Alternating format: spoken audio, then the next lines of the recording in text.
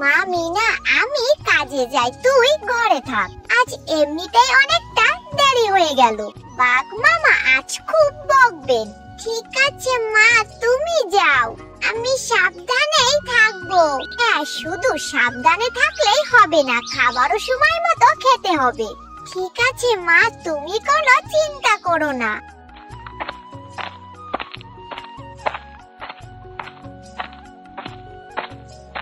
কে রে শেফা, আজকেও তুই দেরি করে আসলি?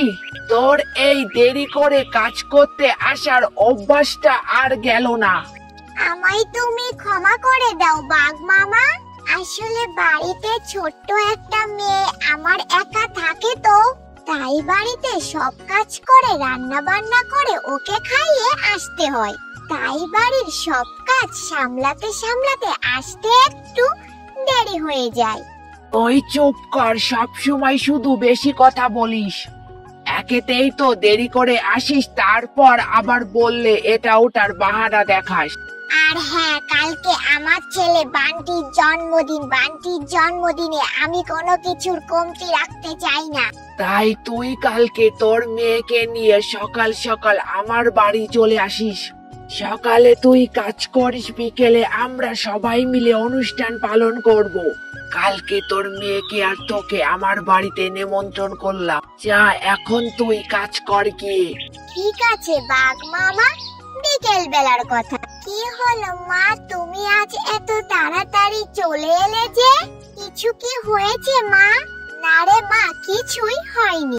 কাল তো বাঘ মামার ছেলের জন্মদিন, তাই আজ বাঘ মামা তাড়াতাড়ি ছুটি দিয়েছে। কি, কাল বান্টির জন্মদিন?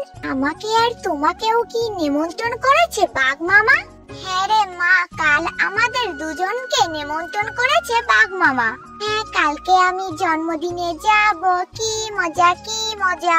যেতে পারবি, কিন্তু আমার একটা শর্ত আছে, ওইখানে গিয়ে কোনো রকম দুষ্টুমি করা যাবে না। ঠিক আছে মা, তুমি কোনো রকম চিন্তা করো না, আমি ওইখানে গিয়ে একদমই কোনো দুষ্টুমি করব না, ভালো বাচ্চার মতো থাকবো। মা মা, আমি এখন একটু খেলতে যাই। ঠিক আছে, যা, তবে তুই সাবধানে থাকিস।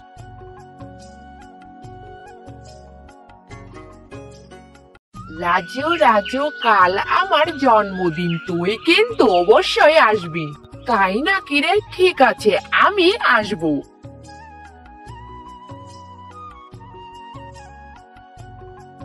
বান্টি, রাজু, তোমরা এখানে খেলা করছো, আমিও তোমাদের সাথে খেলতে চাই, আমাকেও তোমাদের সাথে খেলতে নাও না। ইহ, তোকে আমি খেলতে নেব না। হ্যাঁ হ্যাঁ, আমিও তোকে খেলতে নেব না। কিন্তু কেন? আমি তোমাদের সাথে খেললে কি হবে? কারণ তুই হলো গরিব, আমি গরিবদের একদমই সহ্য করতে পারি না। রাজু, তুই আমাকে এভাবে বলতে পারলি? হ্যাঁ, একদমই ঠিক করেছি। তাছাড়া তোদের সঙ্গে কিভাবে কথা বলবো? ফকিন্নির বাচ্চারা, যা এখান থেকে যা। এরপর মিনা সেখান থেকে মন খারাপ করে বাড়ি চলে গেল। কি রে মা, তুই এভাবে মন খারাপ করে বসে আছিস কেন? তোর কি হয়েছে মা, বল আমাকে। এরপর মিনা তার মাকে সব ঘটনা খুলে বলল। তুই কোনো চিন্তা করিস না মা, কিছুদিন পর তো তোরও জন্মদিন। তোর বাবা মরে যাওয়ার পর থেকে তো তোর আর জন্মদিন পালন করা হয় না, তাই আমি ভাবছি এইবার তোর জন্মদিনটা ধুমধাম করে পালন করব। এরপর বান্টির জন্মদিন সবাই ধুমধাম করে পালন করে। বাঘ মামা, আমি তাহলে আজ বাড়ি যাই। হ্যাঁ হ্যাঁ, কালকে তোর আর কাজে আসতে হবে না।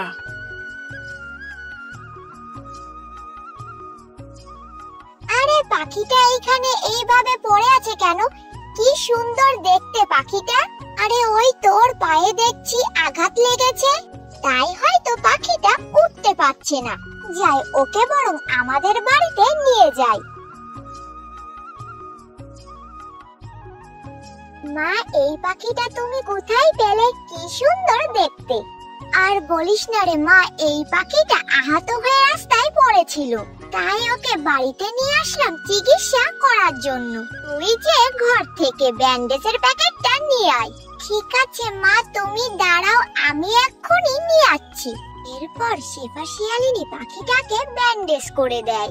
এরপর পাখিটি একটি সুন্দর পরিরূপে হয়ে গেল আর সাথে সাথে তাদের দুজনকে নিয়ে অন্য জায়গায় চলে গেল। এ কি, তুমি কে? আমাদের দুজনকে কোথায় নিয়ে এলে? আর ওই লাল পাখিটা কোথায় গেল? আরে আরে, তোমরা শান্ত হও, আমাকে তো একটু বলতে দাও।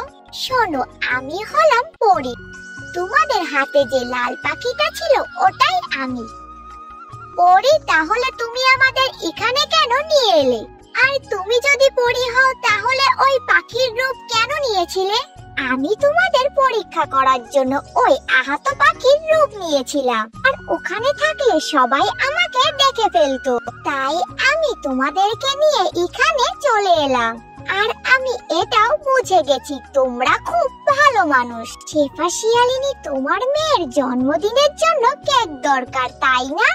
এই নাও। এরপর পরী জাদু দিয়ে একটা কেকের গাছ আনলো।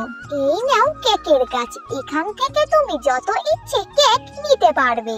এই গাছের কেক কখনো শেষ হবে না। তোমাকে অনেক অনেক ধন্যবাদ পরী। তোমার এই উপকারের কথা আমি কখনো ভুলবো না।